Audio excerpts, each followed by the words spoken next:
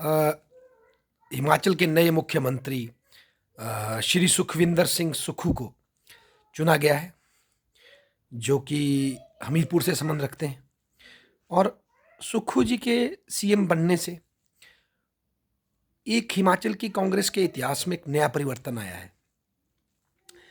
हमारे राज्य की स्थापना से लेकर के अभी तक कांग्रेस की जो सीएम पद की जो कुर्सी थी, उस पर अपर हिमाचल का और विशेषकर कहें तो शिमला जिला का दबदबा रहा है। और बहुत समय तक शुरू में सिरमौर से वाईएस परमार, और उसके बाद हमारे ठाकुर रामलाल, और फिर रामपुर से हमारे राजा वीरभद्र सिंह जी का मुख्यमंत्री के पद पर दबदबा रहा, कांग्रेस पार्टी की बात करें। परंतु सुखविंदर सुक्खू का चुनाव एक सीएम के रूप में एक बड़ी ही अद्भुत घटना है। एक तो ये प्रतीक है उस बात का कि भारत में डेमोक्रेटाइजेशन गहरी हुई है। जैसे प्रधानमंत्री नरेंद्र मोदी का ही सीएम प्राइम मिनिस्टर बनना, उनका चाय वाले से अपने को रिलेट करना, चाय वाले के धंधे से अपने को रिलेट करना, वैसे ही अब सुक्खू जी के संबंध में बात आ रही है कि वो दूध बेचते थे, एक मिडिल क्लास फैमिली से संबंध रखते हैं, जैसा कि जयराम जी के कॉन्टेक्स्ट में बात हुई थी। तो इससे ये दिख रहा है कि हिमाचल की राजनीति में भी डेमोक्रेटाइजेशन बढ़ा है और राज परिवार का रुतबा भी घटा है। विशेषकर जो फर्स्ट राज परिवार हमारा हिमाचल का, वीरभद्र सिंह का जो परिवार है, उनका रुतबा थोड़ा कम हुआ है। हालांकि वह प्रयास कर रहे थे कि उन्हें मुख्यमंत्री का पद मिले, पर वो नहीं मिला। ये उनकी पार्टी हाईकमान का फैसला था। हो सकता है इसके पीछे कारण ये हो कि शिमला से केवल 6 सीटें आई हैं, जबकि ऊना हमीरपुर से सुक्खू जो है धूमल परिवार को हरा करके 4 सीटें लेके आए। 5वीं भी इंडिपेंडेंट है जो कांग्रेस के साथ है। और ऊना में भी, और लोअर हिमाचल में कांगड़ा में बहुत सी सीटें कांग्रेस की आई हैं। तो ऐसे में लोअर हिमाचल ने जो रोल प्ले किया है इसमें बीजेपी की हार में, उसको देखते हुए सुक्खू का चुनाव जो किया गया, और सुक्खू का जो एक स्टूडेंट एक्टिविस्ट का जो लंबा कैरियर है और मिडिल क्लास से जो वो उठकर आए हैं, इसने भी उनके चुनाव को एक नई लेजिटिमेसी दी है। सुक्खू वो आदमी है जो कि वीरभद्र सिंह के सामने नहीं झुके। राजा वीरभद्र सिंह का कांग्रेस में एक छत्र राज चलता था, और जो उनका विरोध करते थे उन्होंने उसे धीरे धीरे उनको समाप्त किया, कमज़ोर किया। परंतु सुक्खू कभी झुके नहीं, कई बार प्रताड़ना झेली, पर प्रयास करते रहे, और आज उनको रिवॉर्ड मिला है। हम ये नहीं जानते कि कितने फ्रीली वो काम कर पाएंगे, क्या रोड़े उनके मार्ग में आएंगे, परंतु उनका सिलेक्शन ही अपने आप में इस बात का प्रतीक है कि कांग्रेस फ्लिप हो गई 90 डिग्री। शुरुआत में जो कांग्रेस को अपर हिमाचल की पार्टी के रूप में देखा जाता था, और इवन वीरभद्र के साथ भी जोड़कर अपर हिमाचल से देखा जाता था, आज वो खत्म हो गया।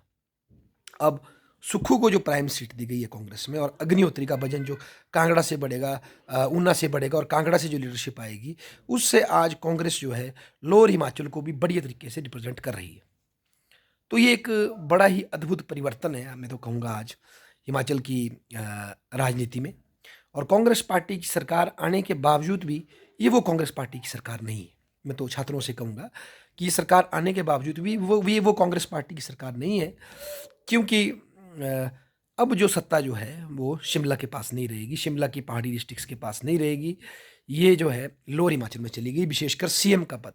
और सुक्खू जी ने वीरभद्र गुट के भी कई नेताओं को तोड़ लिया है, वीरभद्र परिवार से अलग कर लिया है। तो ये दिखाता है एक कांग्रेस में एक नया शिफ्ट, एक नया परिवर्तन। तो कांग्रेस सत्ता में आई तो है, पर ये वो सेम कांग्रेस नहीं जो वीरभद्र वाली। इसमें एक नया परिवर्तन आया है। इसमें एक एक ऐसा व्यक्ति सामने आया है जो कि लंबे टाइम से ऑर्गेनाइजेशन में हार्ड वर्क करके सामने उठा है, ना कि पैराशूट हुआ। तो ये बहुत बड़ी बात है, एक परिवर्तन हम देख रहे हैं हिमाचल में।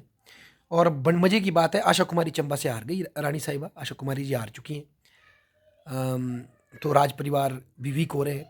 कुल्लू में मेश्वर सिंह बैठ गए, उनके पुत्र बंजार से हार गए। तो मतलब जो पुराने जो इलीट थे वो सत्ता उनसे छूट रही है।